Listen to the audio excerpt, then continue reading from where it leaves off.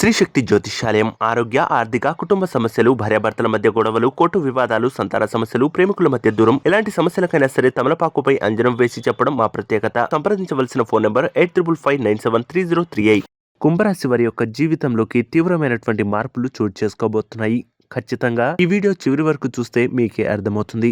అయితే కుంభరాశి వారి యొక్క వ్యక్తిత్వం ఏ విధంగా ఉంటుంది, వారు చేయవలసినటువంటి పనులేంటి, తీసుకోవలసినటువంటి జాగ్రత్తలేంటో ఈ వీడియోలో తెలుసుకుందాం. ముఖ్యంగా కుంభరాశి వారి యొక్క వ్యక్తిత్వం చాలా మంచిది. ఎందుకంటే కొంతమంది ఎవరైనా జాలిగా లేదా ఇబ్బందులకు గురవుతున్నట్లయితే వీరు సహాయం చేసేటువంటి చేతులు కలిగిన వారు. ఎటువంటి ఇబ్బందుల్లో ఉన్నా సరే వేరే ఒకరికి సహాయం చేయాలనేటువంటి ఆలోచన ఈ యొక్క కుంభరాశి వారికి ఎక్కువగా ఉంటుంది.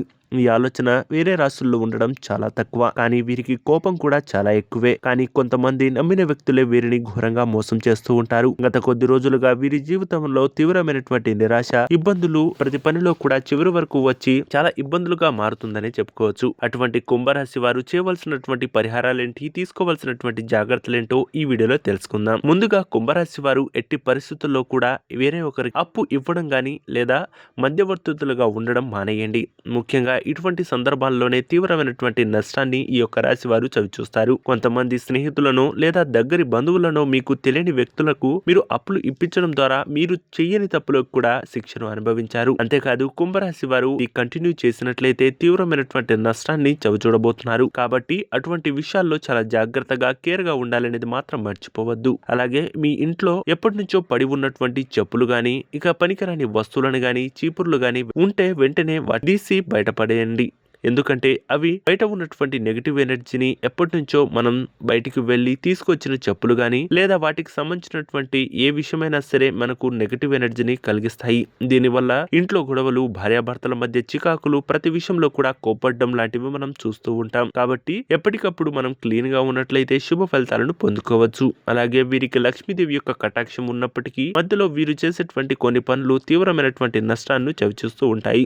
ప్రస్తుతం వీరికి ఏలినాటి శని ప్రభావం వల్ల గత కొద్ది రోజులుగా తీవ్రమైనటువంటి ఇబ్బందులు, మానసిక ఇబ్బందులు కలగజేస్తున్నాయి. అంతేకాదు చిన్నపాటి అనారోగ్య సమస్యలు కుటుంబ సభ్యుల్లో ఒకరిని వెంటాడుతూ ఉన్నాయి. నీటి నుంచి బయటపడాలి అన్నట్లయితే ఖచ్చితంగా మీరు లక్ష్మీదేవి యొక్క అష్టోత్తరాన్ని చదవడం ద్వారా శుభ ఫలితాలను పొందుకోవచ్చు. అయితే ఈ రాశి వారు చేయవలసిన మరో పని, ముఖ్యంగా మీకు దగ్గరలో ఉన్నటువంటి ఎవరైనా బ్రాహ్మణోత్తములు తెలిసిన వాళ్ళు ఉన్నట్లయితే ఖచ్చితంగా నల్ల నువ్వుల్ని గాని, తెల్ల నువ్వుల్ని గాని దానం ఇచ్చేటువంటి ప్రయత్నాలు చేయండి. దానివల్ల మానసిక ఇబ్బందుల నుంచి బయటపడేటువంటి అవకాశాలు ఉండవచ్చు.